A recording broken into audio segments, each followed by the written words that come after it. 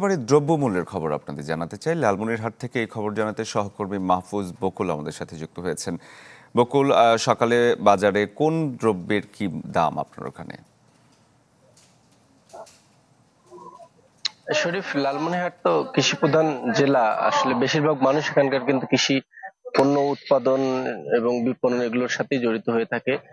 শীতকাল কিন্তু কাছাকাছি চলে আসছে, ইতিমধ্যেই কিছু কিছু কিন্তু শীতকালীন যে আগাম সবজি সেগুলো কিন্তু বাজারে আসতে শুরু করেছে, যদিও বা এগুলোর দাম কিন্তু বর্তমানে বেশ বাড়তি। গত যদি 2 সপ্তাহের তুলনা করি, এখন কিন্তু বেশ কিছু যে কাঁচা তরি তরকারি সেগুলোর দাম কিন্তু বেড়েছে। আমি যদি একটু দাম বলি, আসলে আলুর বিক্রি হচ্ছে বর্তমানে 15 টাকা কেজি, পটল বিক্রি হচ্ছে 60 টাকা কেজি, করলা বিক্রি হচ্ছে 100 টাকা কেজি দরে।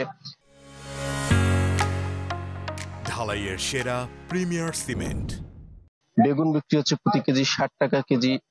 মরিচের দাম কিন্তু অনেকটাই বাড়তি, কারণ মরিচ যেহেতু একবারে আমদানি নির্ভর, যদিও বা এই উত্তরের বেশ কিছু জেলা এবং লালমনিরহাটেও মরিচ আবাদ হয়ে থাকে, কিন্তু আসলে সেটি আসলে যেটি প্রয়োজন সে চাহিদা মেটাতে পারে না, যার কারণে বেশিরভাগ আমদানি করতে হয়। 280 টাকা কিন্তু কেজি বিক্রি হচ্ছে মরিচ। পেঁয়াজ বিক্রি হচ্ছে 70 টাকা। লাউ আসলে আকার ভেদে 30, 35, 40, এমনকি 45-50 টাকাও বিক্রি হচ্ছে। পেঁপে বিক্রি হচ্ছে 15 থেকে 20 টাকা।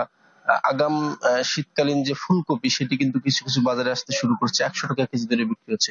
পাশাপাশি বিভিন্ন যে শাক রয়েছে সেগুলো কিন্তু আটি ভেদে 25 টাকা, 30 টাকা, 35 টাকা এরকম বিক্রি হচ্ছে। ছোট ছোট মাছ সেগুলো কিন্তু বাজারে বেরিয়েছে, সেগুলো বিক্রি হচ্ছে আসলে এক একটা এক রকম 250 টাকা থেকে 300 টাকা বিভিন্ন পণ্য। তবে সাধারণ মানুষ বলছে যে দাম আসলে কিছুটা বাড়তি, যদিও বা ব্যবসায়ীরা বলছেন যে যেহেতু আসলে যোগান কম, শীতকালীন সবজি আরো যদি বেশি করে আসতে শুরু করে তখন হয়তো বা দাম হাতে নাগালে চলে আসবে। শরীফ, এই ছিল লালমিয়া থেকে আমার কাছে সবজি বাজারের সবশেষ তথ্য।